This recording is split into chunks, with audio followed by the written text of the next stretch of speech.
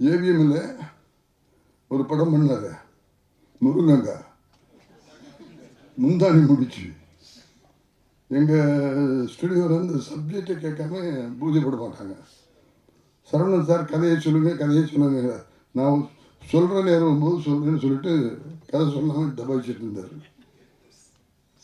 கதை சொன்னால் தான் நான் பூஜை போடுவேன்னு சொன்னதுக்கு பிறகு கதை சொல்கிறேன் சார், ஆனால் ஸ்டுடியோவில் வச்சு உங்கள் ரூமில் வச்சு சொல்ல மாட்டேன், ரூமில் ஹோட்டலில் ரூம் போடுங்க, அங்கே வந்துடுங்க, நான் அங்கே கதை சொல்கிறேன்னு சொல்லிட்டு நம்முடைய பாக்யராஜ் அவர்கள் எங்கள் ப்ரொடியூசர்ஸ் எல்லாம் கூட்டிகிட்டு ஹோட்டலுக்கு போய் கதை சொன்னார்.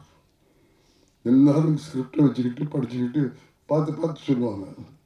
இந்த மனுஷங்கையில் ஒரு ஸ்கிரிப்டும் கிடையாது, ஒரு பேப்பரும் கிடையாது, ஒன்றுமே இல்லை சார். 3 மணி நேர கதையை பிக்சரைசேஷன் பண்ணுற மாதிரி படத்துப்போடு சொன்ன கதையாசிரியர், திரைக்கதை ஆசிரியர் பாக்யராஜ்.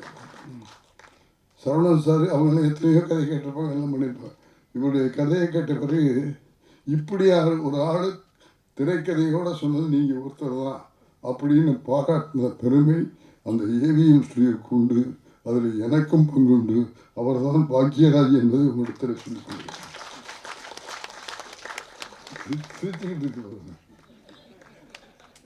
ஆகவே அவரையும் நான் இந்த நேரத்தில் அவர் வந்து வேதாத்திரியில் வந்து இருக்கிறதுலாம் எங்களுக்கு கிடைத்திருக்கிற மிகப்பெரிய வெற்றி.